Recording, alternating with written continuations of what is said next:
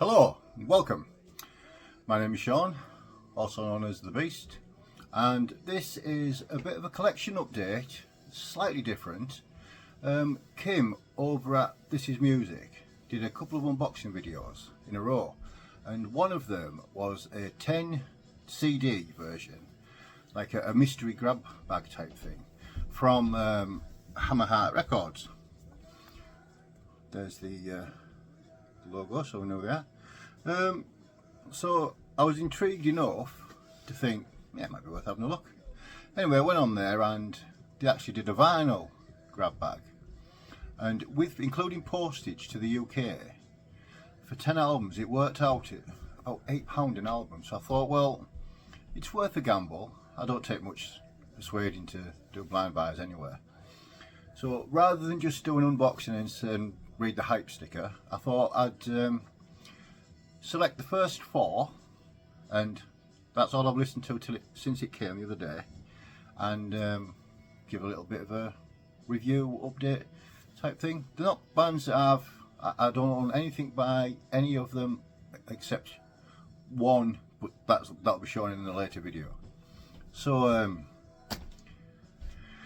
strap yourselves in and here we go. First band is called In the Company of Snakes, and the album is called Lux. These are all on the Petrichor label, which I believe is like a subsidiary of Hammerheart Records. This came out in 2020 and it is a doom metal album from the United States. It's a really good album. I've probably played this one 4 or 5 times, and each time you just hear something else. You think, oh, that's quite, I missed that first time around. Obviously, it's, you know, you can't hear everything. It's only a single album, but it's a gatefold. There's a gents looking all moon and meaty and stuff. This has got a lot of different layers to it. It's not just your normal doom and misery. Lux actually means light in Latin, and there are some passages in this where acoustically they sort of bring the lightness. There's some really good, solid, heavy doom style riffs on it as well. It's not all, you know, it's not all light and airy and farty. It is a heavy record, but the couple of passages where it is light, for want of a better word, they really do make it they sort of round out the whole album. The production's really rich and warm almost, where a lot of doom albums can be quite overbearing and a bit doomy, obviously. But yeah, the musicianship it's unquestionable. It's really good. The hype sticker actually says esoterically inspired heaviness for fans of Neurosis, Swans, Yob, etc. And it's on a really not very pretty silver vinyl. But again, it doesn't really matter what they look like, it's what they sound like. And it sounds superb. Right then. Next up, completely different genre. This is death metal. The band are called Descend to Acheron, and the album is called The Transience of Flesh, another 2022 release. These gents are from Australia, and this is it's death metal with a slightly blackened tinge to it. I mean, you know, it's not too blackened really, because it works, but sometimes it doesn't for me. But this one does. This is an absolute cracker, this. It's ferocious and heavy as balls, as you would expect from death metal to be. There's a track number 5, which is called Your Suffering is a Gift. Right near the end, there's a lady's voice comes in and sings a couple of lines. She's got a beautiful voice. Her name is Leah Marie Marsiglia, and I probably butchered that, so apologies for that. But this is yeah, this is just good old-fashioned death metal with a blackened edge. It's got riffs for days, like some proper crushing heavy riffs. I've got a on the inner, nice little piece of artwork. Lyrics on the other side, and I believe this is good old-fashioned black wax. But yeah, again, it's a band I'd never heard of, and they have done it's a really solid release. I'm not trying to reinvent the wheel or anything like that, but it's a really good album, and I'll definitely be looking out to see what other stuff they've got out.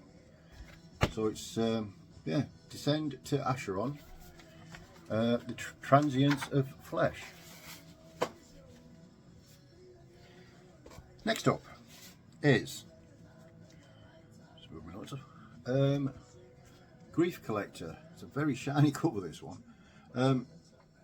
These gentlemen from the United States, it's doom metal, and it features Mr. Robert Law, the vocalist from Solitude Eternus and Candlemas and thousands of other objects. The album's called Delirium, came out in 2021. Apologies for the glare because it's very shiny.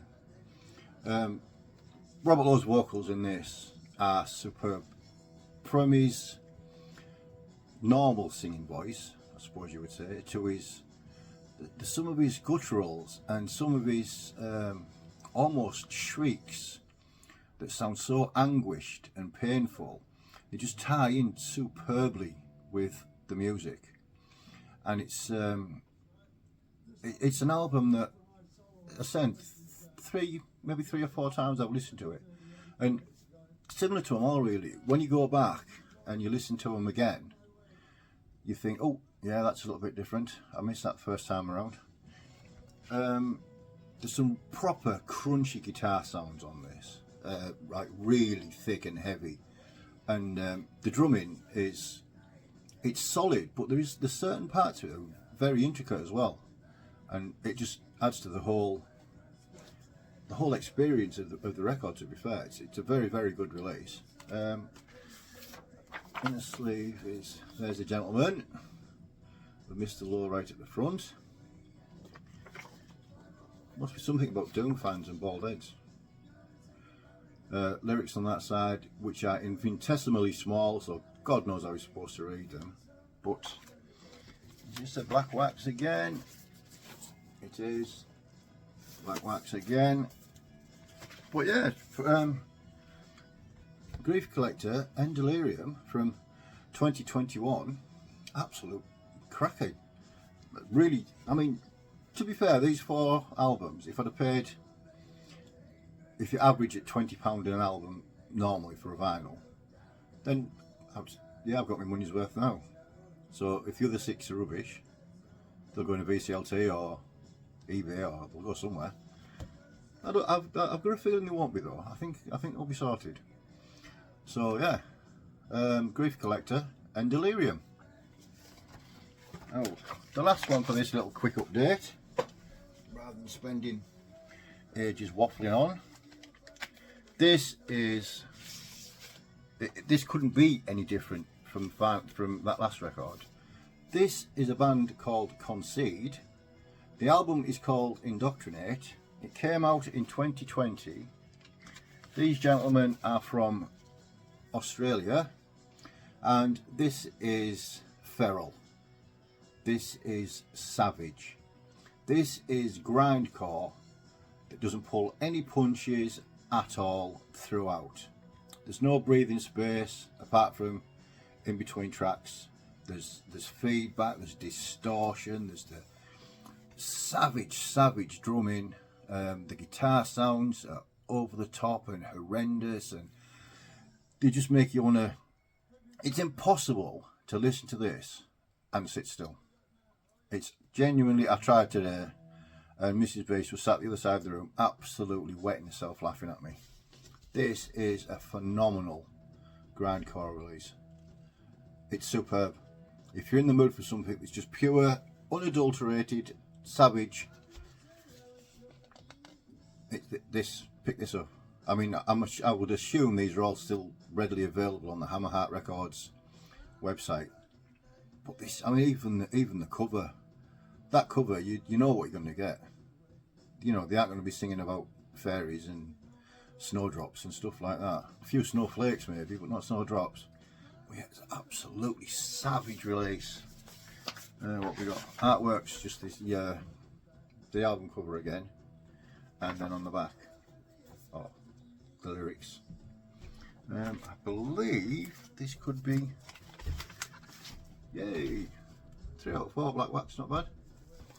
But yeah, it's it actually says on the hype sticker, a grind, hardcore and power violence hybrid that slams the current state of the world in your face.